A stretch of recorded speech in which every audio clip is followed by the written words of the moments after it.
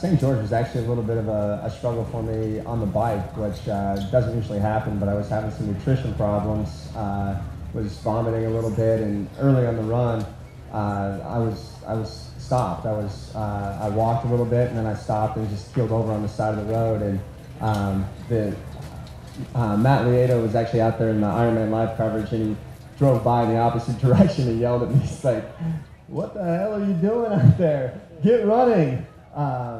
And I just kind of looked up at him and I said, "You're right." So I started running.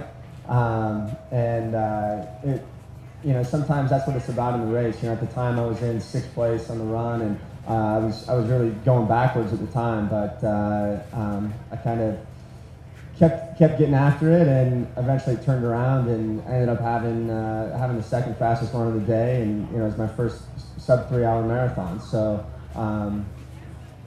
at that point in the race, when I was on the side of the road stopped, there's no way I thought it was possible to have a marathon PR in an Ironman. But that's some of the advice that Mark Allen passed along. He said that in an Ironman race, it's never over until you cross the finish line, and so that was a good lesson for me.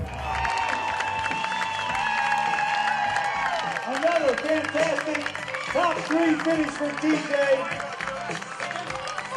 He went out on a run in 6th place and he ran 3 guys down.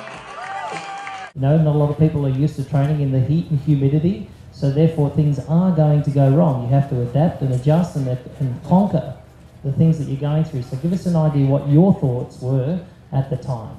Yeah, so at the time I was actually, I wanted to drop out of the race. I wasn't having a good race and going backwards at the time, and I started thinking about, I've done all this training, I'm really fit, and things aren't going well, and I know I need points to race, so I start thinking, what's the next Ironman that I can jump into? And your head's going all these different directions, and you're thinking, and then really comes down to centering yourself back on what you're doing right there, and what can I do to improve the situation I'm in. And so Matt was a great reminder as he drove by in the car and yelled at me, and I just thought, that's right, just keep running.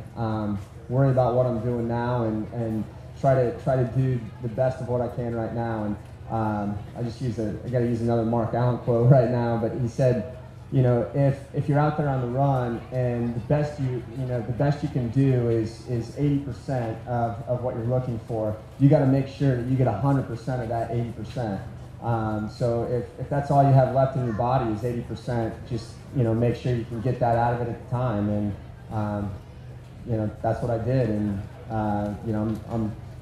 I feel glad that I stuck it out and finished, and I learned something about myself, learned something about my racing, and made it to the finish line.